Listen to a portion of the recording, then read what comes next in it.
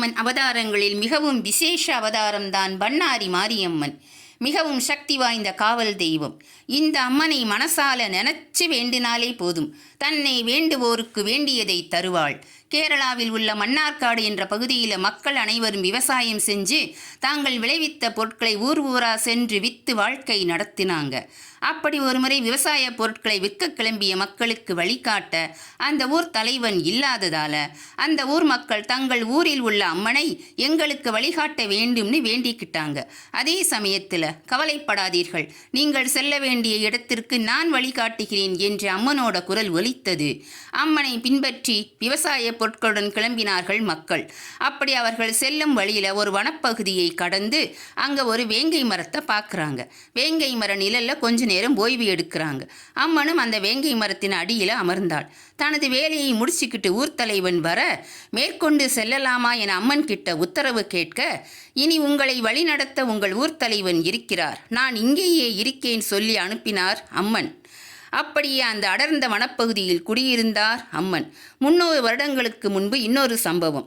புலிகள், சிறுத்தைகள் போன்ற வனவிலங்குகள் அதிகம் வாழும் சத்தியமங்கலம் வனம் என்றாலும் சுற்றுவட்டாரத்து மக்கள் எந்தவித அச்சமுமின்றி அந்த காட்டிலேயே பட்டிகள் அமைத்து அவங்களோட ஆடு மாடுகளை மேய்ச்சிக்கிட்டு இருந்தாங்க. அப்படி ஒரு பட்டியில் நிறைந்திருந்த மாடுகளுக்கு மத்தியில் ஒரு காராம்பசு மட்டும் தன் கன்றுக்கு பால் தராமலும் மற்றவர்களை பால் கறக்க விடாமலும் நடந்து கொண்டது.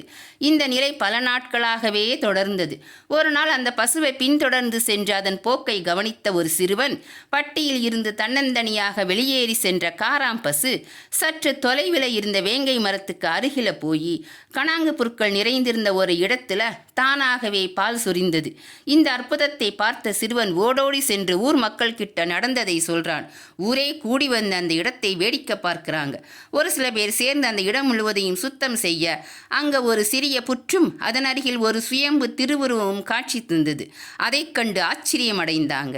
அந்த இடத்துல குழுமியிருந்த கூட்டத்தில் ஒருவருக்கு அருள் வந்து, மலையாள தேசத்தில் இருந்து மைசூர் பட்டணத்துக்கு பொதிமாடுகளை ஓட்டிச் சென்ற மக்களுக்கு வழித்துணையாக நான் வந்தேன். எழில் கொஞ்சம் இவ்வனப்பகுதி எனக்கு மிகவும் பிடித்து போனது. இங்கிருந்து செல்ல மனமில்லாமல் இங்கேயே தங்கிவிட்டேன். இந்த இடத்தில் எனக்கு ஒரு கோவில் கட்டி நீங்கள் வழிபட்டால் பண்ணாரி தாயாகிய நான் உங்கள் அனைவரையும் காத்தருள்வேன் என்று அருள்வாக்கு கொடுத்தாள். ஊர் மக்கள் சிலிர்த்து அந்த இடத்திலேயே கணாங்கு புற்களை கொண்டு வைத்து குடிலமைத்து அதில் அம்மனை பிரதிஷ்டை செய்து வழிபட ஆரம்பித்தார்கள்.